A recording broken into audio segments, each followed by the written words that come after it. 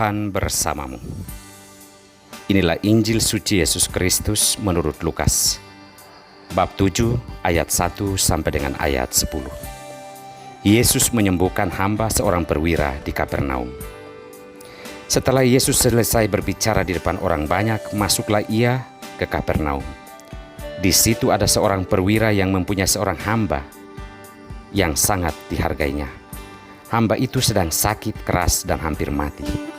Ketika perwira itu mendengar tentang Yesus, ia menyuruh beberapa orang tua-tua Yahudi kepadanya untuk meminta supaya ia datang dan menyembuhkan hambanya.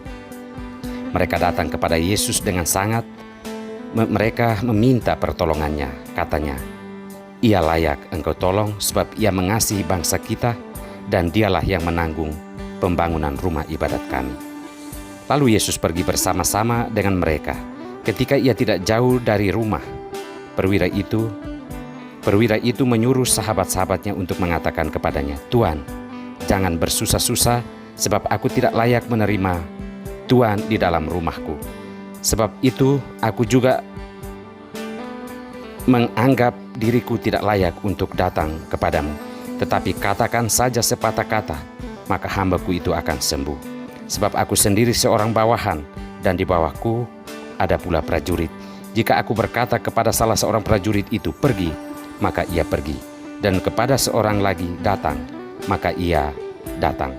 Ataupun kepada hambaku, 'Kerjakanlah ini,' maka ia mengerjakannya." Setelah Yesus mendengar perkataan itu, ia heran akan dia. Dan sambil berpaling kepada orang banyak yang mengikuti dia, ia berkata, "Aku berkata kepadamu, iman sebesar ini tidak pernah aku jumpai sekalipun di antara orang Israel." Dan setelah orang-orang yang disuruh itu kembali ke rumah, didapatinya hamba itu telah sehat kembali. Demikianlah Injil Tuhan.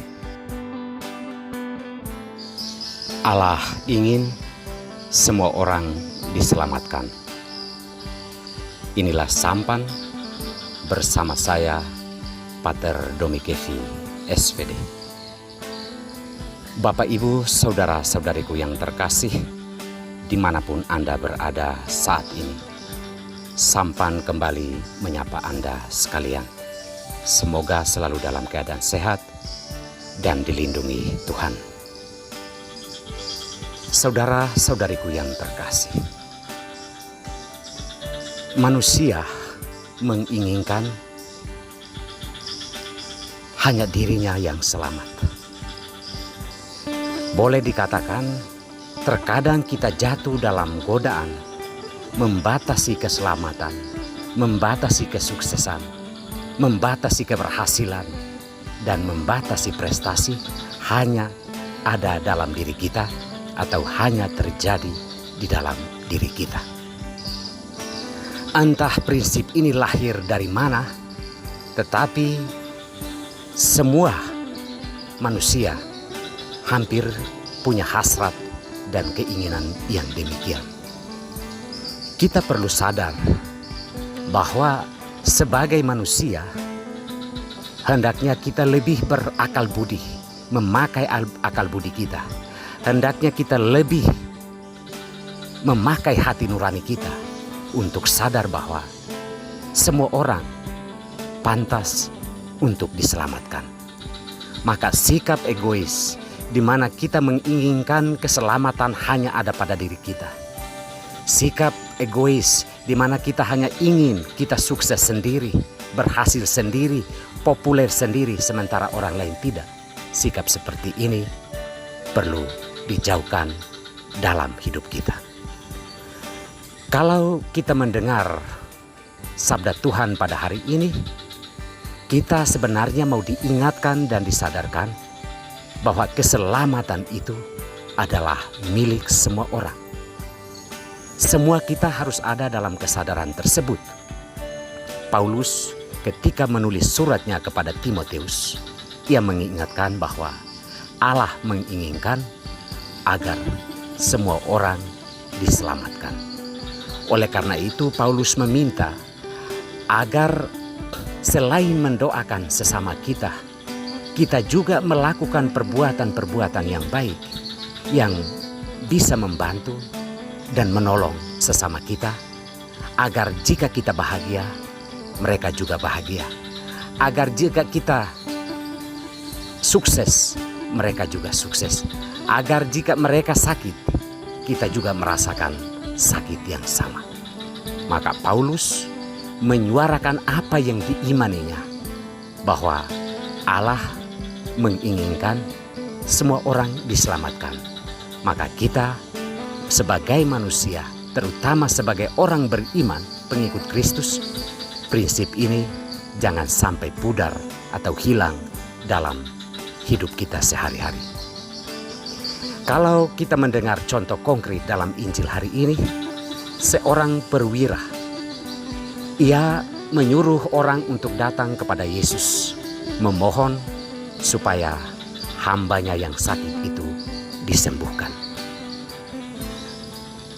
Perwira ini memiliki iman yang besar, karena ia percaya bahwa tanpa kehadiran Yesus secara fisik pun, hambanya pasti sembuh jika Yesus mengungkapkan saja sepatah kata.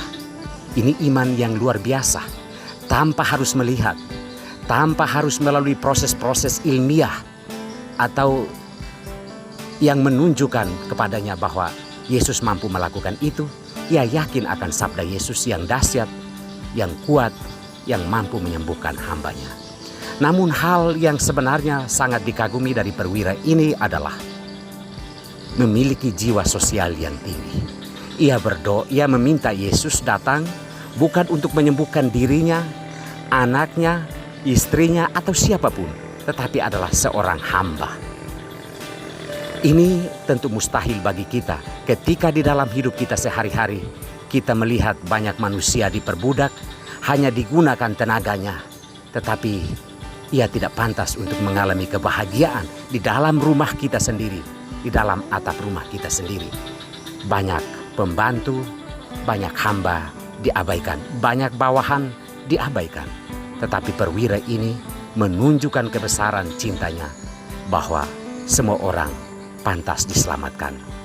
Kita selain mengagumi kuasa Yesus, tetapi kita perlu belajar sosial seperti perwira ini.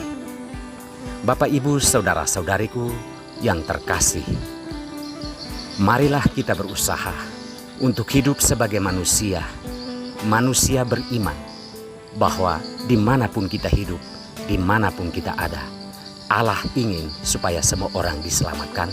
Maka apa yang perlu kita lakukan adalah kita perlu ada membantu sesama kita yang ada di sekitar kita, terutama mereka yang sangat menderita. Jangan sungkan dan jangan memberatkan diri untuk mengulurkan tangan kepada mereka, karena Tuhan menginginkan agar kita semua diselamatkan. Semoga Tuhan memberkati kita semua.